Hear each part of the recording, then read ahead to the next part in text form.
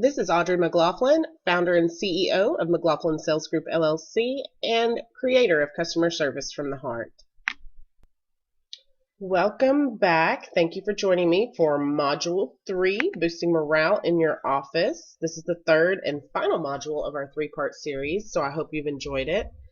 This is Audrey McLaughlin, founder and CEO of McLaughlin Sales Group LLC and creator of Customer Service from the Heart.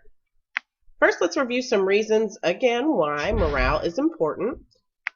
Morale is important because it increases productivity and it helps provide better, more positive energy. And as I've mentioned in the last two modules, energy can be felt, good or bad, the minute you walk into an office or anywhere, really. So you want that energy to be positive for your patients, customers, and clients. You want your customers to know and feel that your staff and you are thankful that they're there. So some ways to dive a little deeper into maintaining or improving your morale. One of the first ways I want to talk about today really is going to take some time to implement, but you want to evaluate and reevaluate the job duties and titles.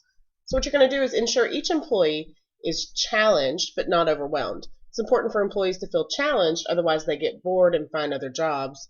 But you don't want them to be overwhelmed, otherwise they're overstressed and they'll find another job. It's kind of a tight wire balancing act. And a good way to determine if your job duties and titles are in line is to compare it with the duties and titles of other clinics or similar businesses in your geography. You want to compare pay rates to make sure they're fair.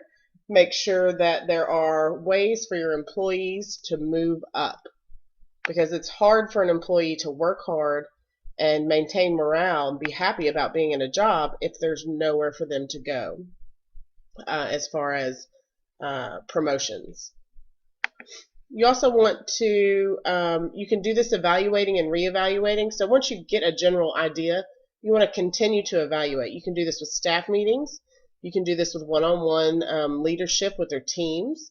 So you also want to make sure you're doing that required research into the staff feelings and standards in each area or department of your clinic. Way number 2 is going to be to make sure that you're developing skills. And this is important in 2 ways. You want to develop individual department skills, and you also want to do group skill development, because it's part of a team building activity. There are certain skills that your whole team needs, no matter what their particular job duties are.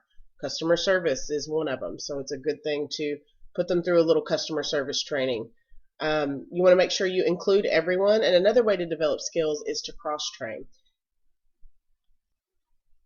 Cross-training is important. It helps you in management, or you as the owner of the clinic or business, to fill in spots and fill voids when somebody's out ill or if somebody quits unexpectedly.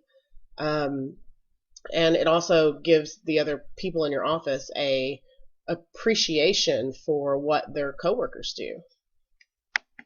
So developing skills, again, this is cross-training. Everyone in the office should be able to perform at least 2 coworkers' duties. My preference is that everyone in the office be able to perform anyone's duties. And you want to keep that, of course, in safety and licensure guidelines. You know, we're not asking for the billing person to perform surgery.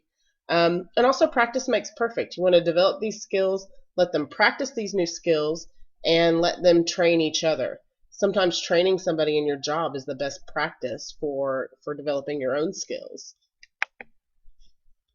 All of that to say that the best way to improve or maintain morale is to do an exercise I call Change It Up.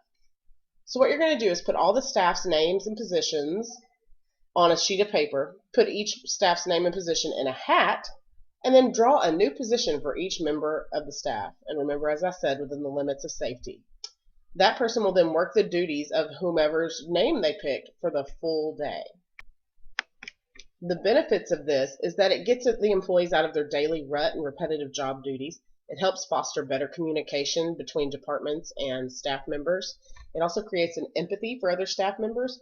So if Sally thinks that Jenny is always filing her nails and taking coffee breaks all day, Sally can then find out what Jenny actually does in her job. And so it also gives them more appreciation for their own jobs and for each other's jobs. And I can already hear the excuses, you know, but my staff isn't cross-trained. Don't go out in full freak out mode yet. This is your chance to use this activity as a prompt to begin cross-training a few members of your staff at a time. You should set the attainable goal of 1 staff member per month per 30 staff members and have everyone cross-trained for the next change it up activity. That's it. Boosting morale in your office, module 3. Those are some ways that'll take a little bit of time to implement, so we saved them from the last module. Thanks for watching. If you have a question, please be sure and leave it below, and I will be happy to answer those for you. And again, thank you for watching. Bye, everyone.